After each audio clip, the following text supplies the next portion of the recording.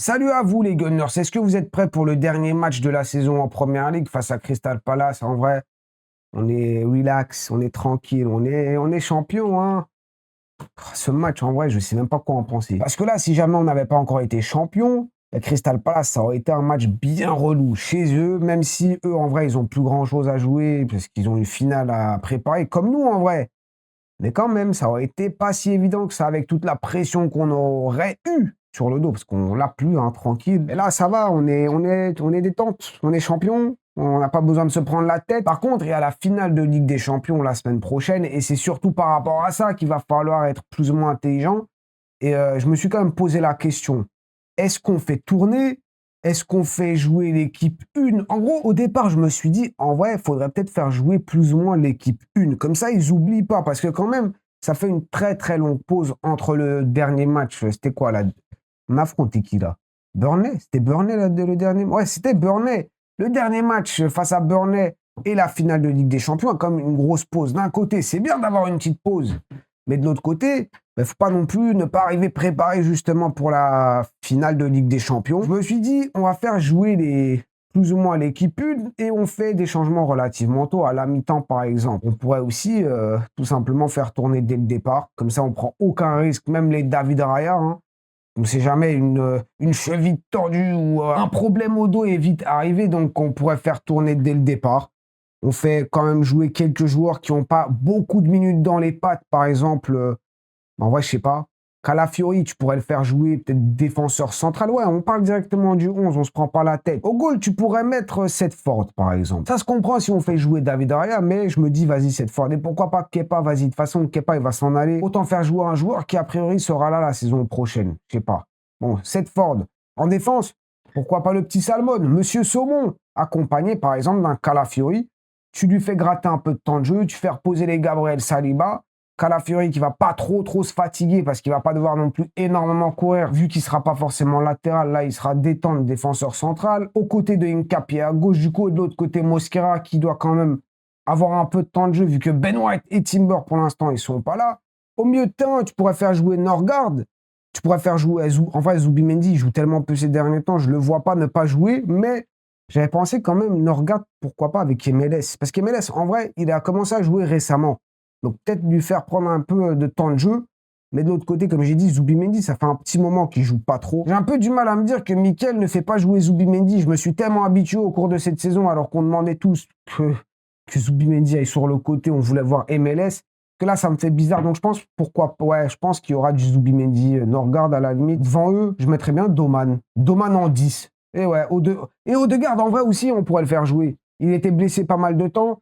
Peut-être qu'un peu de temps de jeu pour lui aussi, ça pourrait être pas mal, mais en même temps, vu que bon, la santé, je pense qu'il n'est pas totalement rétabli à 100%, il a peut-être encore des petits problèmes ou quoi. Donc peut-être le faire reposer aussi, et à la limite, tu le fais rentrer un peu plus tard. Ou à l'inverse, en vrai, tu as le choix.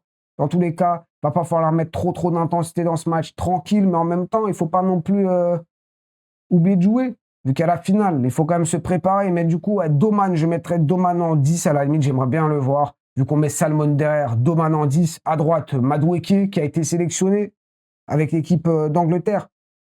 Palmer n'a pas été sélectionné. Qui d'autre? Foden n'a pas été sélectionné, c'est vrai. Et à gauche, Gabriel Martinelli qui joue un peu moins ces derniers temps. Donc autant le faire jouer en pointe. C'est ça le truc. C'est est-ce qu'il va compter sur Gyökeres ou sur Havertz en finale? Il y a un monde où il fait jouer Havertz.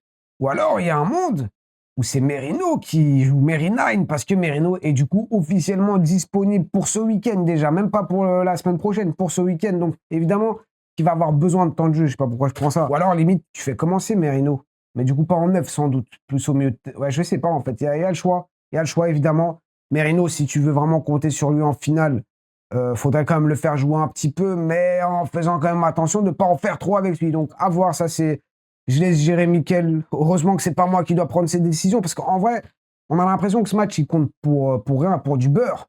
Mais en même temps, comme j'ai dit, il va falloir faire attention et faire ça intelligent, parce que la semaine prochaine, d'ici en vrai, ben, un peu moins d'une semaine, en vrai 6 jours, parce que la finale c'est samedi, nous on joue du coup dimanche.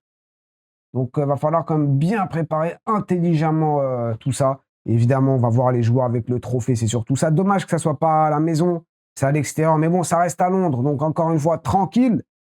Et à part ça, ouais, juste pour ceux qui ont raté peut-être l'info, j'ai sorti une vidéo sur Mikel Arteta, la chaîne principale, le Foot Club. Ouais, là, on est sur le Foot Club plus. Donc, ouais, c'est ça. Le Foot Club, on parle de Mikel, de son avenir. N'hésitez pas à aller regarder la vidéo. Et en vrai, à part ça, qu'est-ce que tu veux dire de plus? Victoire, défaite, j'en sais rien. De toute façon, comme j'ai dit, les deux équipes ont une finale à jouer cette semaine.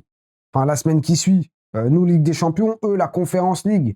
Eux, ce serait leur premier trophée européen, peut-être. Ce serait déjà très, très gros. En soi, ils sont dans la même situation que nous. Ils ont une finale à jouer. Il va falloir bien la préparer intelligemment, sans se prendre trop la tête, pas prendre trop de risques. Donc, ouais, je sais pas à quel match on peut s'attendre. Est-ce que les deux équipes vont pousser pour remporter ce match ou vraiment ça va être un match limite amical? Une petite préparation comme le PSG a eu, ça aussi, c'est une info qui est sortie. Le PSG s'est fait un petit match, je crois, l'équipe A contre l'équipe B ou un truc comme ça. Je sais même pas contre qui ils ont joué. Je crois qu'ils ont juste joué entre eux. Ça a été organisé hier, samedi, je sais même pas, je connais même pas le résultat. Peu importe, mais bon, voilà. Arsenal est champion. Au cas où vous l'aviez oublié, là, on va jouer notre dernier match face à Crystal Palace, histoire de clôturer cette saison de Première Ligue, cette très très longue saison. Notre première saison, en vrai, ensemble. Donc, ça fait vraiment plaisir, ça tombe bien. J'ai pas envie de dire que c'est moi qui ai porté bonheur, mais un peu quand même. Remerciez-moi. Et bon, qu'est-ce que vous faites? Parce que là, moi, je suis quand même assez mitigé. Est-ce qu'on fait commencer les titulaires et on fait des changements relativement tôt ou l'inverse? On fait jouer l'équipe C même, des joueurs, des jeunes, des joueurs qui reviennent de blessures et on fait rentrer quelques titulaires un peu plus tard, histoire quand même de se reposer et éviter toute casse. Mais en même temps, il ne faut pas perdre le rythme parce que, encore une fois, il y a la finale la semaine prochaine. Mais la finale, on connaît, ça peut aller jusqu'au tir au but, tout ça. Donc, il va falloir avoir quand même beaucoup d'énergie. Mettez-moi ça dans les commentaires. Prenez soin de vous, prenez soin de vos proches. Et on se retrouve dès demain ou tout à l'heure, je ne sais pas à quel moment vous regardez la vidéo, en live, juste après le match ou en vidéo pour le débrief sur la chaîne principale, évidemment. Merci pour tout ce que vous faites, pour tout le bonheur. Vraiment, c'est impeccable. Je me suis régalé cette saison. Merci à vous. Prenez soin de vous. Prenez soin de vos proches. Ciao. Le triplé, voilà, vous connaissez la chanson. À plus!